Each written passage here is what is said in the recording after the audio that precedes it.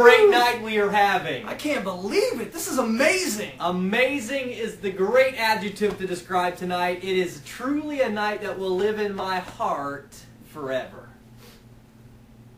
You know what, man? I gotta tell you something. Oh, no. There is nobody else that I would rather host this show with besides you, man. Besides you, Jockstrap. Pat, I don't know what to say. I'm touched beyond words. You know what?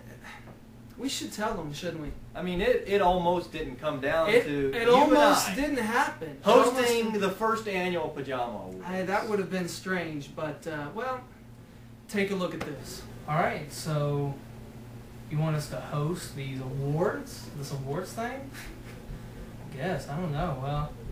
Well, I'll tell you what, we'll do it, but we got some demands. We got some things that we want to get done. Yeah, I mean, first of all, we want to name it after us. Yes, like exactly. Jockstrap and Pat McGroin.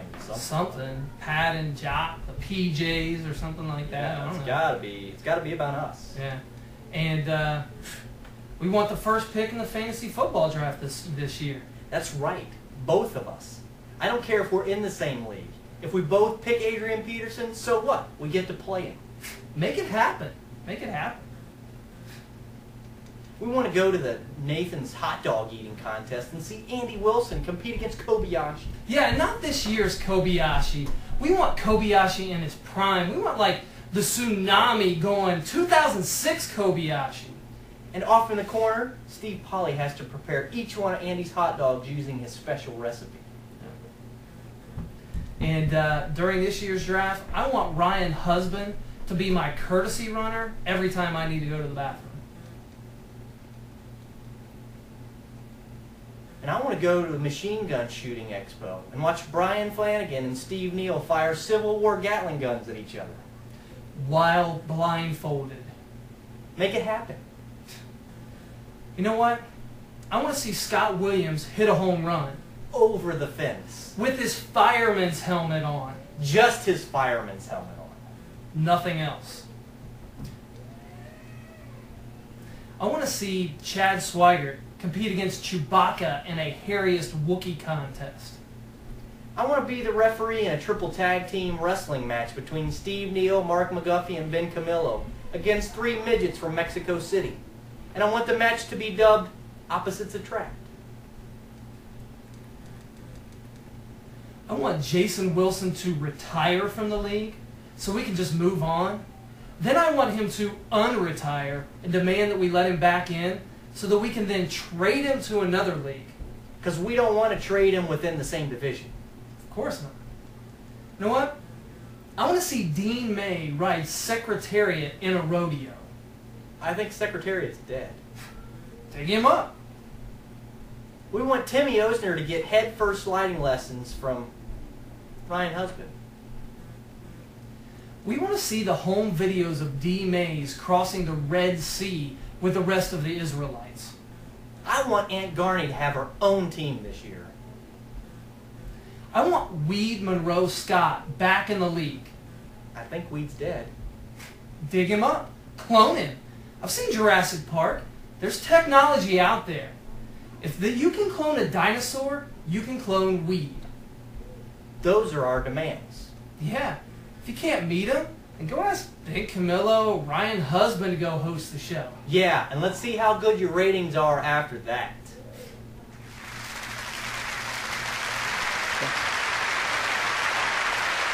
Well, as you can see, it came down to the wire, but I believe they made the right choice. Had it been Ben and Ryan, the Brahma Awards just doesn't have the ring of Pajama Awards. Be that as it may, it's time for us to introduce our next presenter. This guy is very close to my heart. He's a profound scholar. He's the half-brother of Tim Tebow, and he is a Waffle House griddle jockey. Please welcome Jockstrap.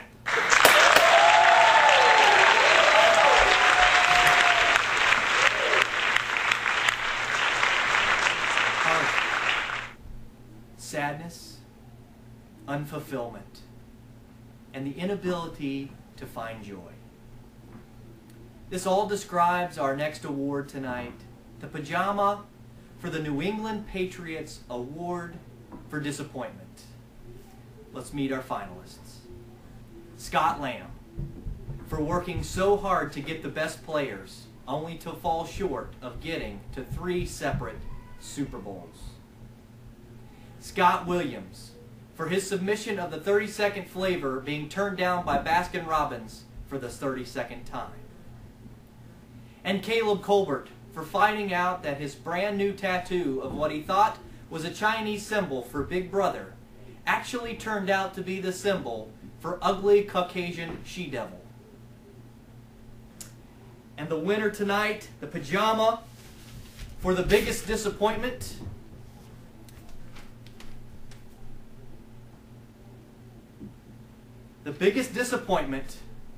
is Leah Keane on her wedding night. Sorry, Leah Keane could not be with us tonight. She is too ashamed to show her face in public.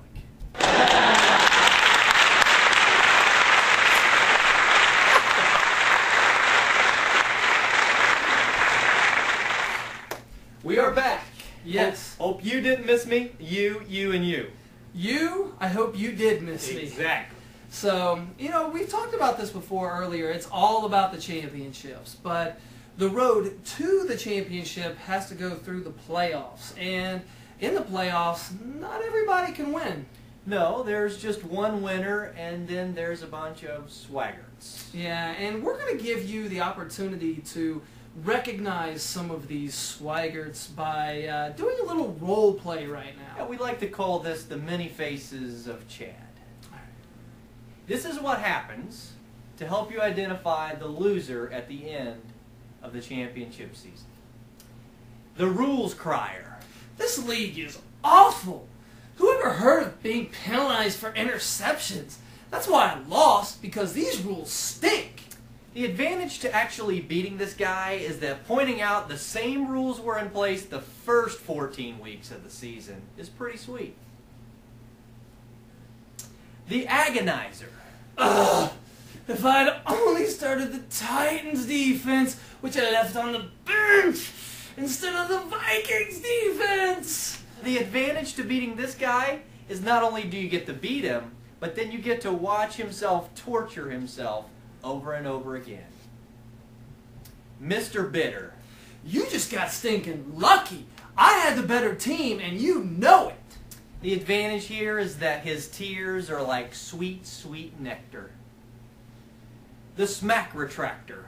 Hey, all those things that I said and wrote about you on the message board about how I was going to beat you, how we should make all these side bets, winner takes all.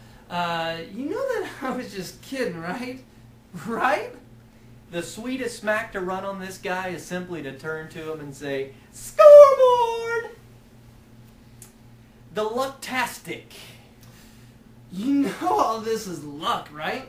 Sheesh. It's not like you should be proud of winning a year like this. The advantage here is that you just simply agree with him, and then you conclude that everyone in the league hates him. It's highly satisfying. And then there's the good loser. I'm just happy to have lost to you, man. Good game. This actually feels kind of classy and grown up. The ring counter. Sure, you had your little championship, but come on back when you've got as many rings as I've got. Kind of fun to really run some smack on this guy. This is also the most bitter loser of the bunch. Mr. I'm winning in my brother Tony's league. Hey, congratulations on the matchup that we had and winning that game.